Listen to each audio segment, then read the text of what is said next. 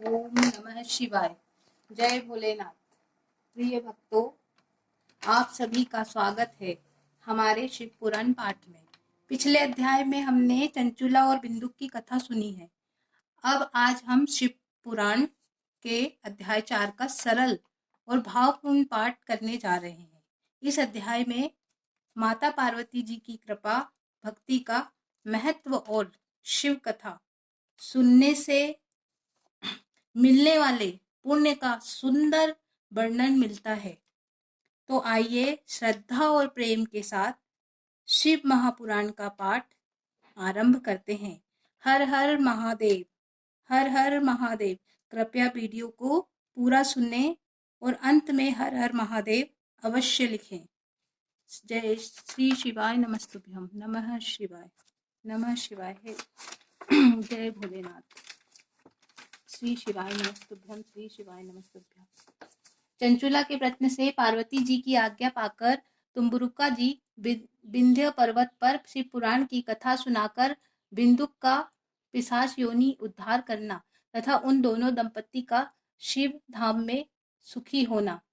सूजी बोले, सोनक, एक दिन परमान के निमग्न हुए चंचुला ने उमा देवी के पास जाकर प्रणाम किया और दोनों हाथ जोड़कर वह उनकी स्तुति करने लगी। चंचुला बोली, गिरिजा नंदनी स्कंद माता उमे, मनुष्यों के सदा आपका सेवन किया है।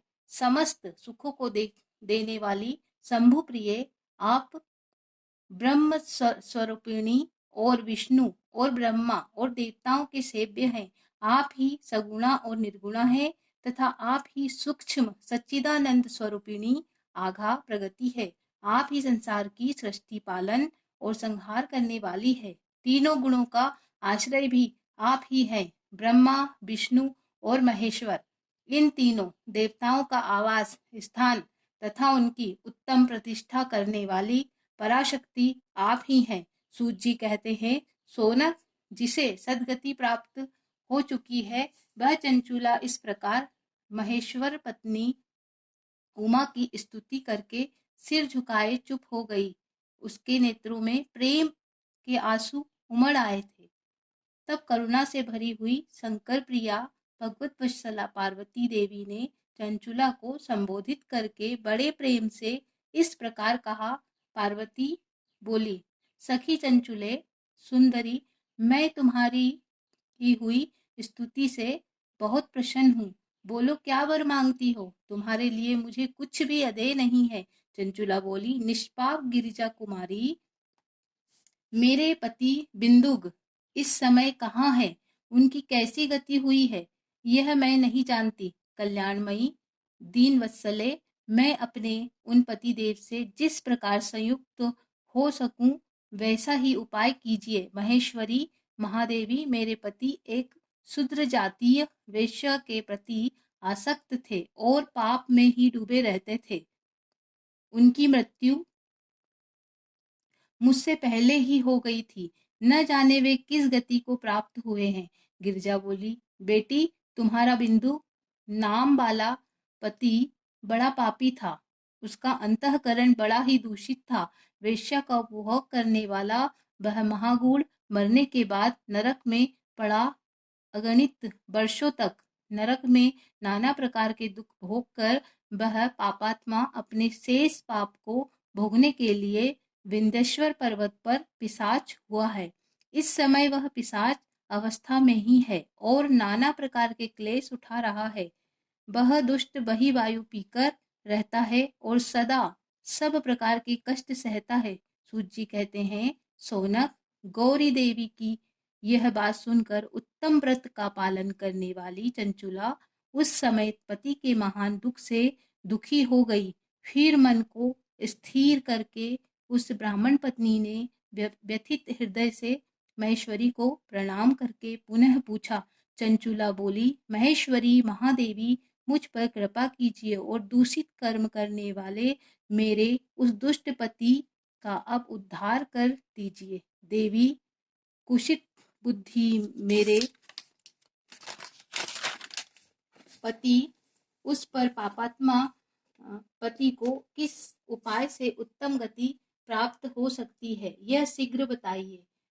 आपको नमस्कार है। पार्वती ने कहा, तुम्हारा पति यदि शिव पुराण की पुण्यमयी उत्तम कथा सुने तो सारी दुर्गति को पार करके वह उत्तम गति का भागी हो सकता है। अमृत के समान मधुर अक्षरों से युक्त गौरी देवी का यह वचन आदर पूर्वक सुनकर चंचुला हाथ जोड़कर मस्तक झुकाकर उन्हें बारंबार प्रणाम किया और अपने पति के समस्त पापों को शुद्धि तथा उत्तम गति की प्राप्ति के लिए पार्वती देवी से यह प्रार्थना की कि मेरे पति को शिव पुराण सुनने की अवस्था होनी चाहिए। वह ब्राह्मण पत्नी के बारंबार प्रार्थना करने पर शिव प्रिया गौरी देवी को बड़ी दया आई। उन भगवत वत्सला महेश्वरी गिरिजा कुमारी ने भगवान शिव की उत्तम कार्तिका गान करने वाले गंधर्व राज तुम्बरुका को बुलाकर उनसे प्रसन्नता पूर्वक इस प्रकार कहा, तुम्बरुपो, तुम्हारी भगवान शिव में प्रीति है। तुम मेरे मन की बातों को जानकर मेरे अभिष्ट कार्यों को सिद्ध करने वाले हो, इसीलिए मैं तुम्हें एक बात कहती हूँ, तुम्हारा कल्याण हो। तुम मेरी इस सखी के साथ शीघ्र ही विंध्याचल पर्वत पर जाओ। वहां एक महाघोर और भयंकर पिशाच रहता है। उसका वृत्तांत तुम आरंभ से ही सुनो। मैं तुमसे प्रसन्नता पूर्वक सब कुछ बताती हूँ। पूर्व जन्म में वह पिशाच बिंदुक नामक ब्राह्मण था। मेरे इस सभी संचुला का पति था, परंतु वह दुष्ट वैश्यगामी हो गया। स्नान संध्या आदि नित्य कर्म छोड़कर अपवित्र रहने लगा। क्रोध के कारण उसकी बुद्धि पर मूढ़ता छा गई। वह कर्तव्य कर्तव्य का विवेक नहीं कर पाता था। अवक्षण सज्जनों से द्वेष और दूषित वस्तुओं का दान लेना, यही उसका स्वाभाविक कर्म बन गया था। वह अस्त्र शस्त्र लेकर हिंसा करता, बाएं हाथ से खाता, दोनों को सताता और क्रूरता पूर्वक पराये घरों में आग लगा देता था। चांडाल प्रेम करता और प्रतिदिन वेश्या के संपर्क में रहता था। बड़ा दुष्ट वह पापी अपनी पत्नी का परित्याग करके दुष्टों के संगम में ही आनंद मानता था। वह मृत्यु पर्यंत दुराचार में ही फंसा रहा। फिर अंतकाल आने पर उसकी मृत्यु हो गई। वह पापियों के भोग स्थान और यमपुर में गया। वहां बहुत से नरकों का उपभोग करके वह दुष्टात्मा जीव इस समय विंध्य पर्वत पर पिशाच बना हुआ है। वहीं वह दुष्ट पिशाच अपने पापों का फल भोग रहा है। तुम उसके आगे यत्न पूर्वक शिव पुराण की उस दिव्य कथा का प्रवचन करो, जो परम पुण्यमयी तथा समस्त पापों का नाश करने वाली है। शिव पुराण की कथा श्रवण सबसे उत्कृष्ट पुण्य कर्म है। इससे उसका हृदय शीघ्र ही समस्त पापों से शुद्ध हो जाएगा और वह प्रेत योनि परित्याग कर देगा। उस दुर्गति से मुक्त होने पर बिंदुक नामक पिशाचों को मेरी आज्ञा से विमान पर बिठाकर तुम भगवान शिव के समीप ले जाओ। सूत जी कहते हैं, सोनक, महेश्वरी उमा इस प्रकार आदेश देने पर गंधर्वराज तुमरुक मन ही मन बड़े प्रसन्न हुए। उन्होंने अपने भाग्य की सराहना की। तत्पश्चात उस पिशाच की सती साध्वी पत्नी चंचुला के साथ विमान पर बैठकर नारद के प्रिय मित्र तुम्बरु वेग पूर्वक विंध्याचल पर्वत पर गए, जहां पर पिशाच रहता था। वहां उन्होंने उस पिशाच को देखा। उसका शरीर विशाल था, थोड़ी बहुत बड़ी थी। वह कभी हंसता, कभी रोता और कभी उछलता था। उसकी आकृति बड़ी विकराल थी। भगवान शिव की उत्तम कृति का गान करने वाले महाबली तुम्बरु ने उस अत्यंत भयंकर पिशाच को पाशों द्वारा बांध लिया। तदंतर तुम्बरु ने शिव पुराण की कथा बांचने का निश्चय करके महोत्सव स्थान और मंडप आदि की रचना की। इतने में ही संपूर्ण लोकों में बड़े वेग से यह प्रचार हो गया कि देवी पार्वती की आज्ञा से एक पिशाच का उद्धार करने के उद्देश्य से शिव पुराण की उत्तम कथा सुनाने के लिए तुम्बरु जी विंध्याचल पर्वत पर गए हैं। फिर वे उस कथा को सुनने से लोभ से बहुत से देवर्षि भी शीघ्र वहां पहुंचे। आदर पूर्वक शिव पुराण सुनने के लिए आए हुए लोगों का उस पर्वत पर बड़ा अद्भुत और कल्याणकारी समाज जुट गया। फिर तुमरू जी ने उस पिशाच को पाशों से बांधकर आसन पर बिठाया और हाथ में वीणा लेकर गौरी पति की कथा का गान आरंभ किया। पहली अर्थात विंध्येश्वर संहिता से लेकर 7वीं वायु संहिता तक महात्म सहित शिव पुराण की कथा का उन्होंने स्पष्ट वर्णन किया। 7 संहिताओं सहित शिव पुराण का आदर पूर्वक श्रवण करके वे सभी श्रोता पूर्णतः कृतार्थ हो गए। उस परम पुण्यमयी शिव पुराण को सुनकर उस पिशाच ने अपने सारे पापों को धोकर उस पैशाचिक शरीर को त्याग दिया। फिर तो शीघ्र ही उसका रूप दिव्य हो गया। अगंत कांति गौरवर्ण की हो गई। शरीर पर श्वेत वस्त्र तथा सब प्रकार के पुरुषोचित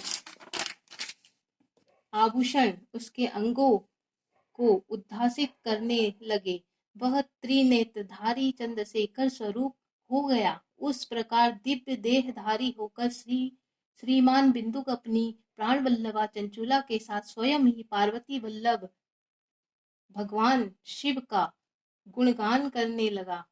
उसकी स्त्री को इस प्रकार दिव्य रूप से सुशोभित देख वे सभी देवर्षि बड़े विस्मित हुए। उनके चित्त परमानंद से परिपूर्ण हो गया। भगवान महेश्वर का यह अद्भुत चरित्र सुनकर वे सभी श्रोता परम कृतार्थ हो गए। प्रेम पूर्वक श्री शिव का यशोगान करते हुए अपने अपने धाम को चले गए। दिव्यधारी श्रीमान बिंदुक भी सुंदर विमान पर अपने प्रियतमा के साथ बैठकर सुखपूर्वक